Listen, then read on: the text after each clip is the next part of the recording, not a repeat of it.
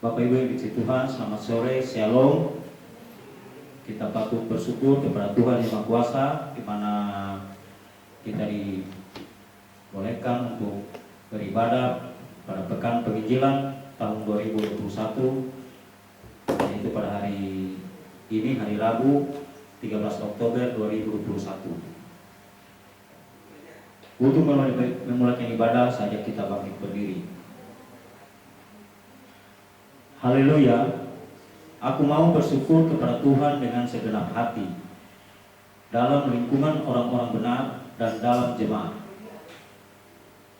Bapak Ibu dikasihi Tuhan, kita akan mengangkat pujian dengan menyanyikan Kidung Jemaat nomor 425 ayat yang pertama, berkumandang suara dari seberang. Kita angkat bersama.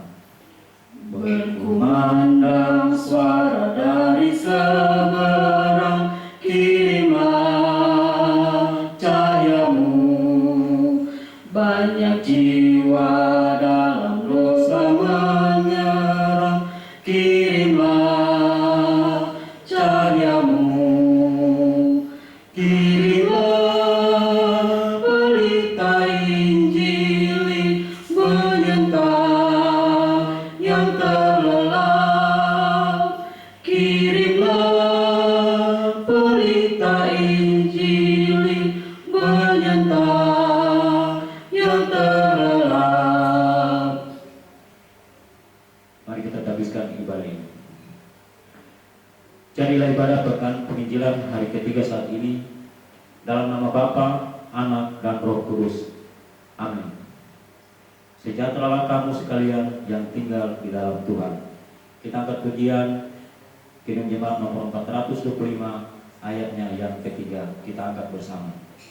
Jangan kita tinggal diam mendengar, kirimlah cahayamu.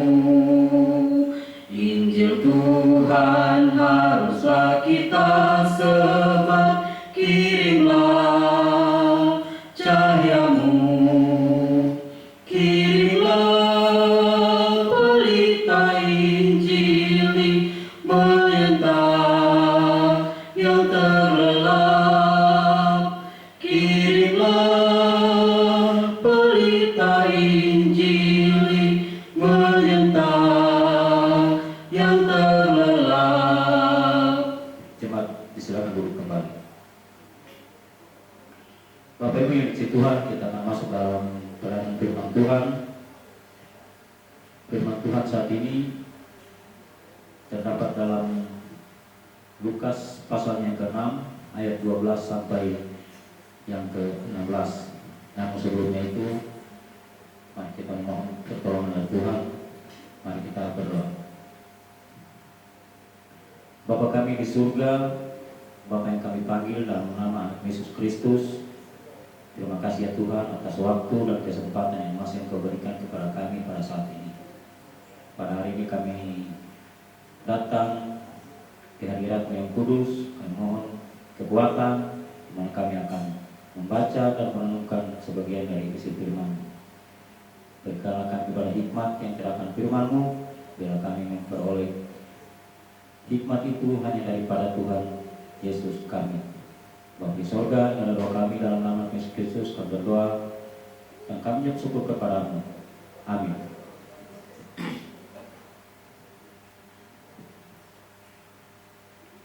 Lukas pasal yang ke-6 ayat 12 sampai 16. Pada waktu itu pergilah Yesus ke bukit untuk berdoa, dan semalam-malaman ia berdoa kepada Allah. Ketika hari siang, ia memanggil murid-muridnya kepadanya, lalu memilih dari antara mereka 12 orang yang disebutnya rasul.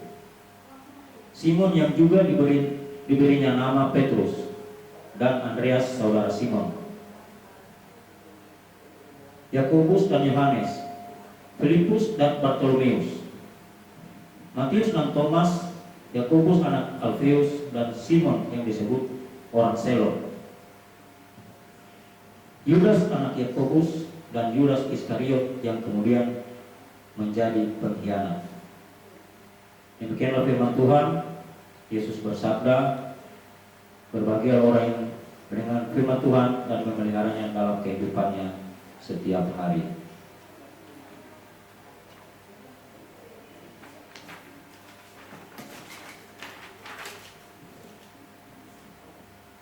Bapak Ibu yang dikasihi Tuhan, firman Tuhan yang menjadi renungan kita pada saat ini yaitu dengan judul dipanggil, dipilih dan setia untuk bersaksi.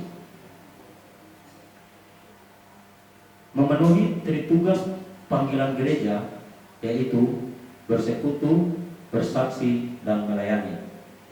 Tidak dapat dihambat oleh situasi dan kondisi apapun. Pengharapan dalam Kristus terus membangkitkan semangat bersaksi.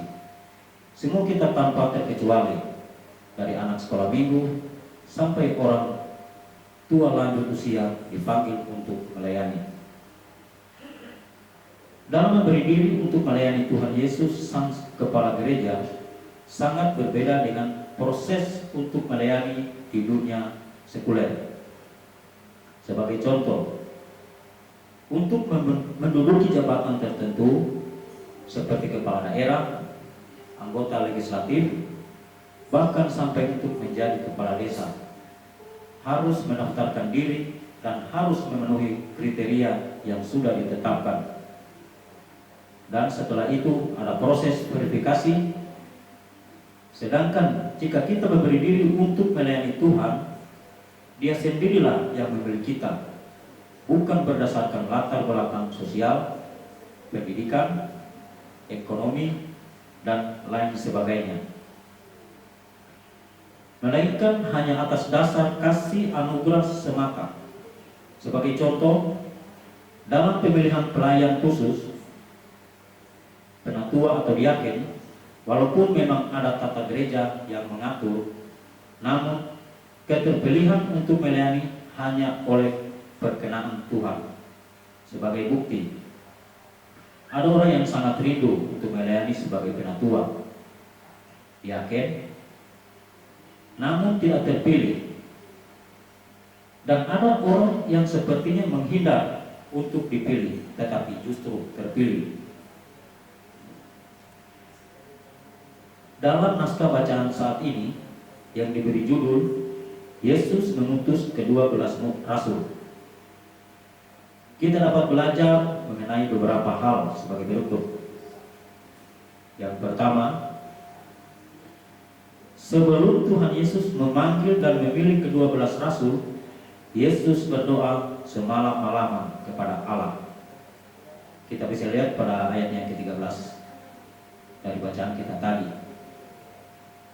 Berdoa merupakan hal yang mendasar untuk dilakukan ketika kita hendak memilih pelayan dan ketika dipilih untuk melayani.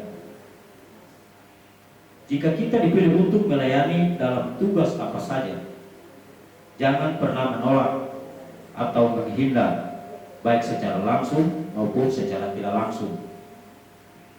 Berdoa saja pada Tuhan, karena Tuhan Yesus sangat mengenal keberadaan kita. Dengan berdoa, kita menyerahkan diri sepenuhnya pada Tuhan Allah yang berdaulat atas hidup kita.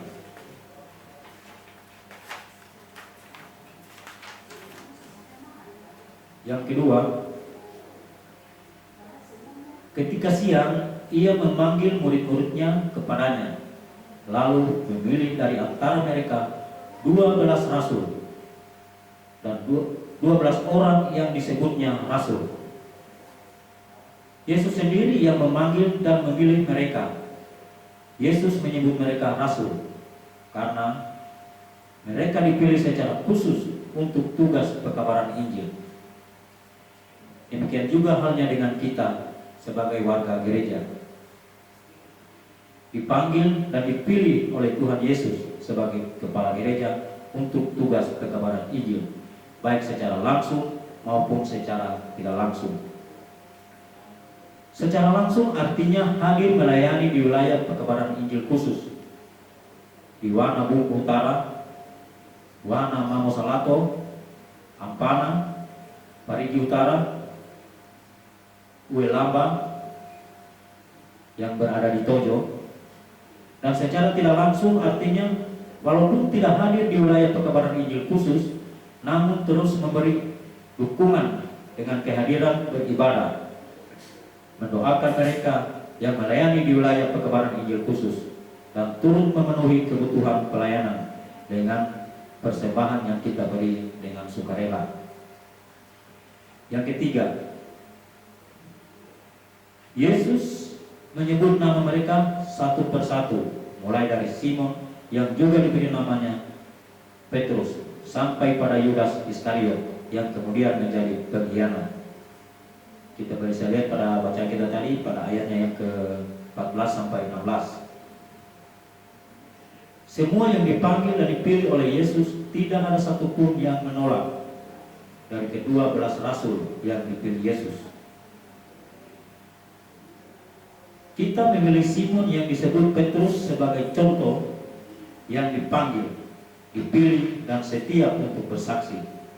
Walaupun Petrus pernah menyangkal Yesus sebanyak 3 kali, namun dia menyesali perbuatannya itu. Kita bisa lihat dalam Injil Lukas pasal 22 ayat 54 sampai 57. Dan 3 kali juga Yesus bertanya pada Petrus, apakah engkau mengasihi aku? Dan Petrus 3 kali juga menjawab, ya Tuhan, engkau tahu bahwa aku mengasihimu. Kita bisa lihat pada Injil Yohanes pasal 21 ayat 15 sampai 19. Petrus setia sampai mati dalam bersaksi. Namun tidak demikian dengan Yudas Iskariot yang kemudian menjadi pengkhianat. Ia menyesali perbuatannya, namun mengambil jalan yang tidak sesuai dengan kehendak Tuhan. Orang yang setia pada Tuhan tidak akan pernah mengambil jalan pintas dengan bunuh diri. Apapun pergumulan hidup kita, seberat apapun beban hidup kita, sesulit apapun jalan hidup kita, jangan pernah menyerah. Setialah bersaksi, hiduplah akan Tuhan. Tuhan pasti memampukan kita untuk terus melayaninya. Amin. Bapak Ibu yang dikasihi Tuhan, tiba saatnya kita akan memberikan persembahan syukur kita kepada Tuhan. Sambil persembahan dikumpulkan, kita menyanyi Keduk Jemaat nomor 446 ayat yang pertama, setialah kepada Tuhan. Kita angkat bersama. Setialah kepada Tuhanmu, hai kawan yang benar. Setialah, sokongannya tentu di jalan yang berat. Kan datang Raja yang berjaya, menolong orang yang percaya. Setialah.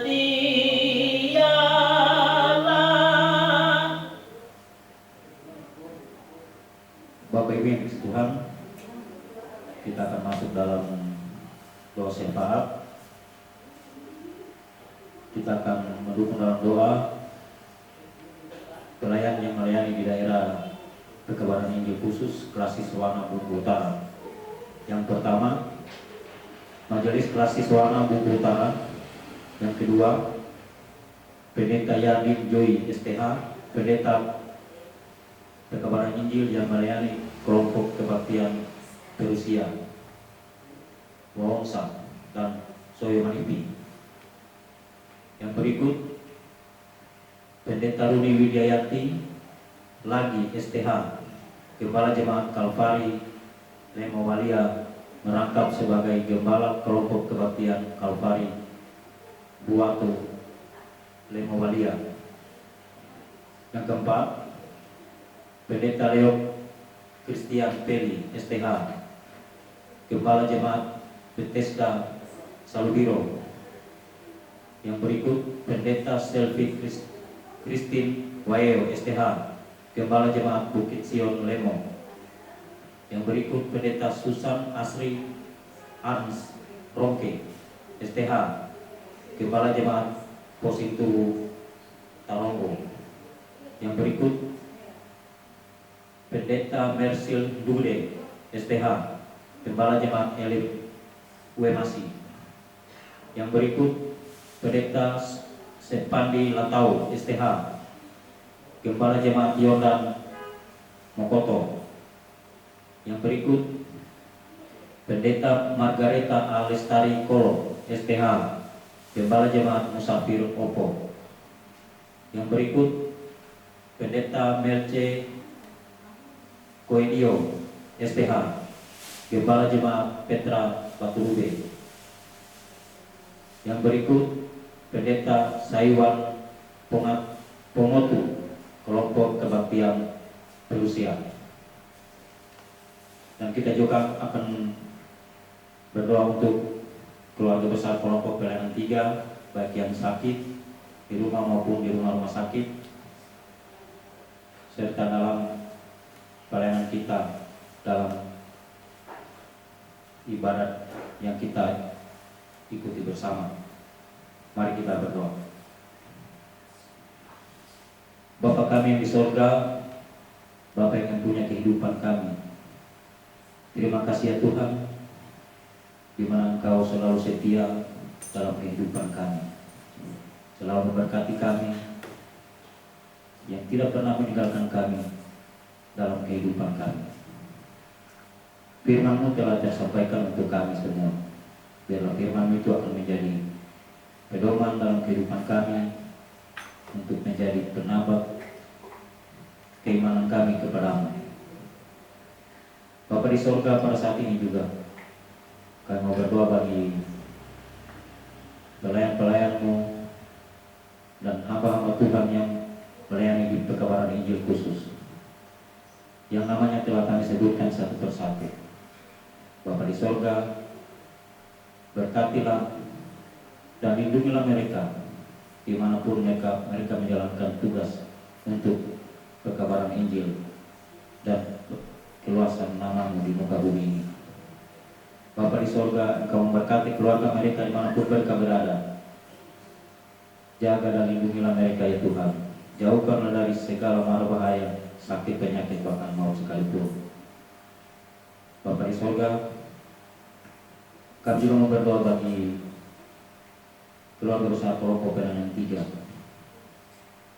baik yang sakit di rumah maupun yang dirawat di rumah sakit.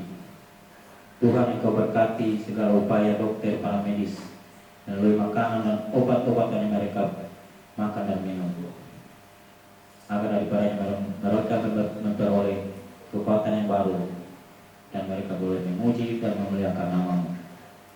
Kami juga mau berdoa bagi anggota kelompok 3 dimanapun mereka berada. Tuhan berkati segala usaha mereka dan berkati keluarga-keluarga mereka. Bapa di sorga, kami juga mau berdoa bagi jemaat GKST Mulai Palu, di mana ada agenda-agenda khusus dalam pembangunan gereja kami yang baru. Tuhan berikanlah hikmat bagi panitia pembangunan, agar apa yang mereka rencanakan boleh terwujud atas turut dengan kehendak-Mu. Bapa kami di sorga, kami juga sudah boleh memberikan persembahan syukur kami pada saat ini. Berkatilah Tuhan, agar dapat dipakai untuk berlebaran kerajaan-Mu. Bapa di sorga, ampunilah dosa kami yang kami selalu berbuat melawan kehendak-Mu. Bila doa kami yang kami persembahkan hanya di dalam nama Anak Yesus Kristus yang adalah Tuhan dan Juru Selamat kami yang hidup. Amin.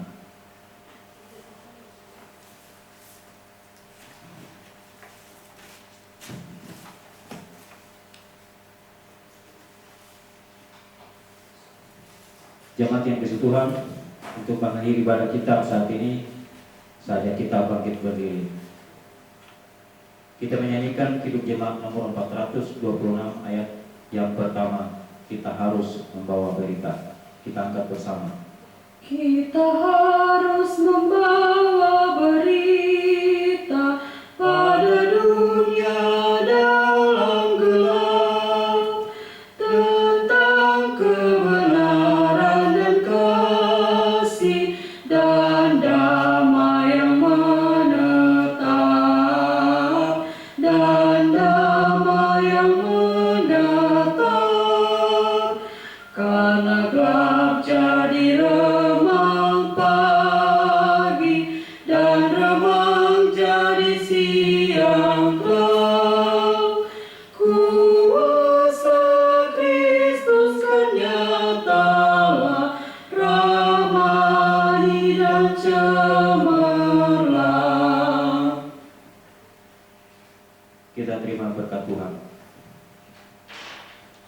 carilah yang baik dan jangan yang jahat, supaya kamu hidup.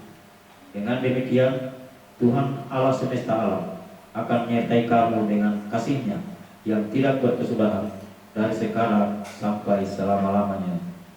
Amin. Amin. Amin.